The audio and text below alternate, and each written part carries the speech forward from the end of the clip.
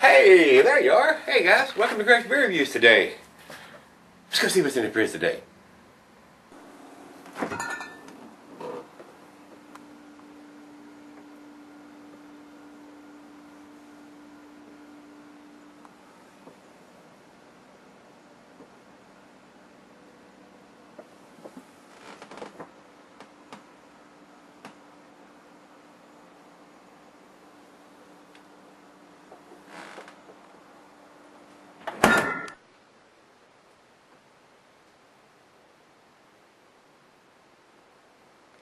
Hello everybody, thanks for stopping by Gregsbeerreviews today. Today's beer comes from Southern Tier, guys. I've had this one in the green fridge downstairs for, I know, 4 years. I actually think this beer may be retired now, so might as well get it out of there and get her done. This is an Imperial Red Ale, that's why they call it Big Red.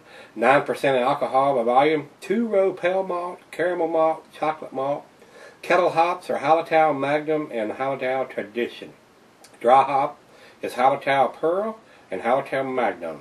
So, no floaties in this one after 5 years. It's a good sign, ain't it, guys? You make a well-made beer, it ain't gonna have that crap in it. So, some guys, like I said, I've already had comments back on the floaties, and some love and some don't. More power to you. If you do, you can have my share of them, brothers. So, I don't like them in mine unless it's a wheat beer or a Hefeweizen or something in bottle condition.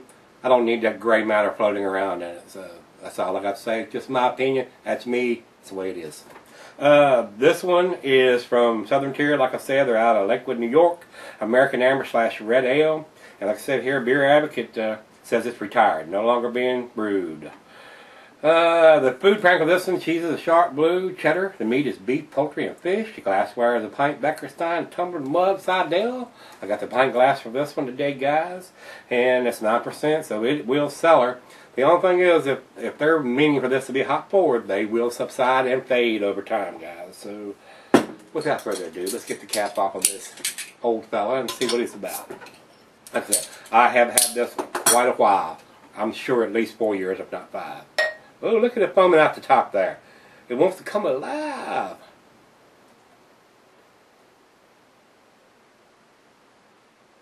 It's telling me it's ready to be drank. What do you think, guys?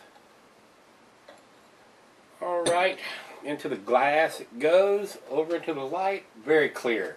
No particles, no floaties, nothing but a good looking, very carbonated beer. A lot of bubbles streaming up.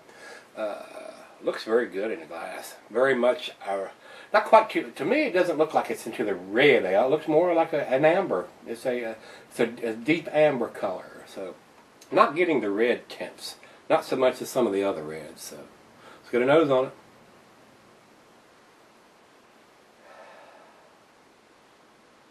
I am getting some of the hop still. I mean, there is a spicy, citrusy smell to it. The malt is dominating this, though. Yeah, there's a very biscuity malt smell to this to me. But it has some. Still has some hot presence. I'm very surprised after 4 or 5 years that it still does. Maybe a little bit of apples or something in there. A lighter fruit. Smells very pleasant. Hope it tastes that way. Cheers, everybody.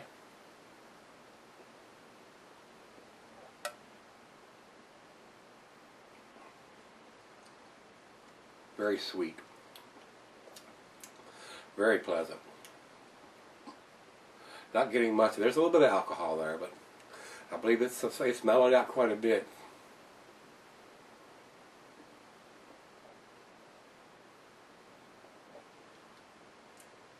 Yeah. Very sweet malt on this one. But it's got just enough bitterness to balance it out. Yeah.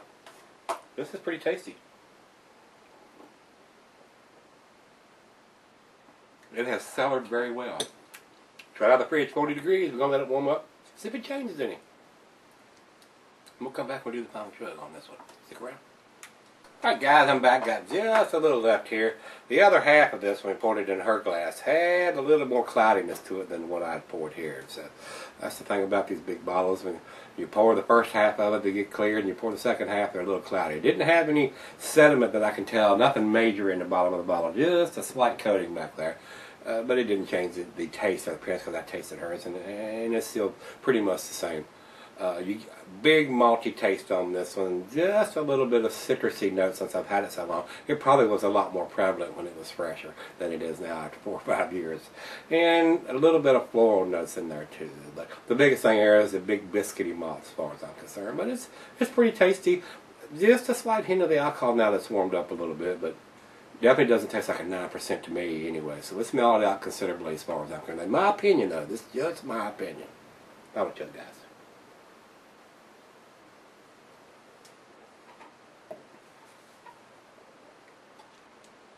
Yes, very pleasant, very easy drinking, very sweet. I wouldn't call it sessionable at 9%, but after 4 or 5 years it has mellowed out considerably, and it's very tasty, guys. So if you've had this one, give me some comments back on this one. Like I said, I think it's retired. You can't get it anymore. I don't know that. I'm not. Beer Advocate says a lot of things. Sometimes it don't come true, and a lot of times beers are resurrected. And I don't know if this one just came back to life or if it's still retired. It says it is here. So if anybody else has any more information on it than that, give me some comments back and let me know what you think, or if you have any more info. If you've had it and you liked it, let me know. Hit that like button. Let's go look in the fridge tomorrow. See you then. Might want to give you some ratings before I run away. How about that? The beer is going to get a 7, which is a B+ in my book. And this one is so old, it doesn't have any dating or anything on it. That was before they were dating anything. It's just so old. No, it doesn't have anything printed or stamped on the bottle anywhere, guys. So, Beer Advocate has 87, which is in their good range.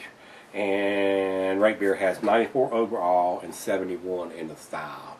I think it's pretty tasty. 94 is pretty generous, but 71 in the style, that's not too generous. So we're going to average both those out and say it's a B+. What do you think?